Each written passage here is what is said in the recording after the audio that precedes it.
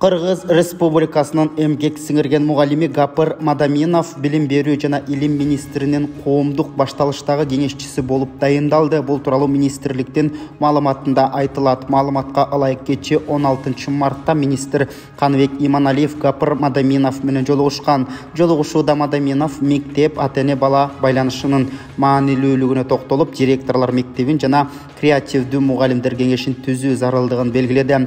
Гапыр Мадаминов ой өрүшү, кругозор, устаттык өнөр, ата-энелер сиздер үчүн жана башка бир нече китептердин автору.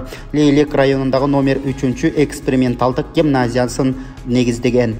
Ирандын түштүк батышындагы Батыш Азербайжан провинциясында күчү 5 балга жеткен жер титирөө болду. Бул тууралуу чет элдик басылмалар жазышууда. Жер титирөө жергиликтүү убакыт боюнча саат 15:17 Туркия менен чек арага жакын жайгашкан Хой шаарында катталган. Кабарлангандай, кырсыктын очогу 16 чакырым тереңдикте болгон. Жер титирөө Ормия жана Тебриз шаарларында дагы сезилген. Курман болгондор жана кыйроолор тууралуу толук маалымат билдириле элек.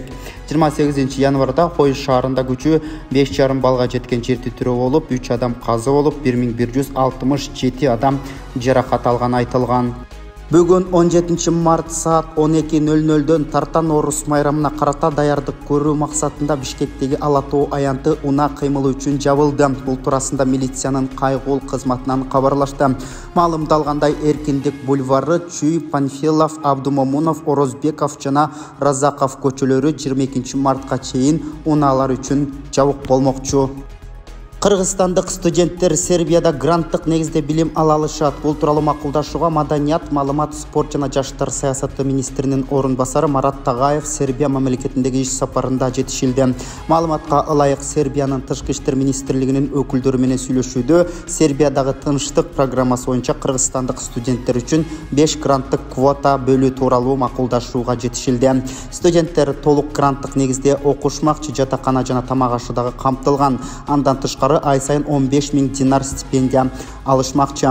Мындан тышкары Марат Тагаев жаштардын жана балдардын укугунун корголушу багытында Сербиянын тең укуктуулуу коргоо комиссары жана Воеводина автономдуу облусунун омбудсмени менен дагы жолугушту.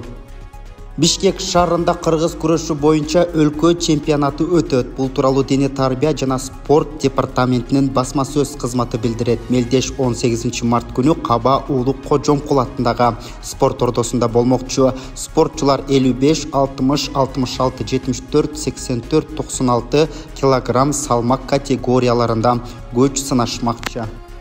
26 апрелде Алматы шаарында өтө турган Поддомный лигасынын алкагында кыргыз балбаны Тайырбек Жумашбек уулу орусиялык балбан Абас Гаджи Магомедов менен күрөшөт.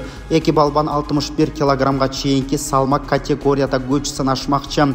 Абас Гаджи Магомедов орусиялык белгилүү балбан. Ал 2021 жылы Осло шаарында өткөн күрөш боюнча дүйнө чемпиондугунда алтын байге утуп алган. Ошол эле жылы Варшавада өткөн Европа чемпиондугунда чемпионат алса, 2020 жылы Белградта өткөн дүйнө кубогунда алтын байге утуп алган. Белгилей кетсек, ушул эле турнирде атактуу орусиялык балбан Роман Власов Токио 2020 жайкы Олимпиада оюндарынын күмүш байгесинин ээси, дүйнөнүн учурдагы чемпиону Акжол Махмудов менен кезгелмекчи. Эртең 18 мартта өлкөнүн бардык аймактарында ишембелик өтөт. Тазалык күнү социалдык инфраструктураны жана санитардык абалды жакшыртуу, шаарлардын, айылдардын, калк жашаган түйүндөрдүн аймактарын көрктөндүрүү максатында жарыяланды. Президент администрациясынан буга чейин билдиришкендей, бардык аймактарда ишембеликке мамлекет органдардын жана жергиликтүү бийликтин өкүлдөрү жана катардагы жарандар чыгышмакчы.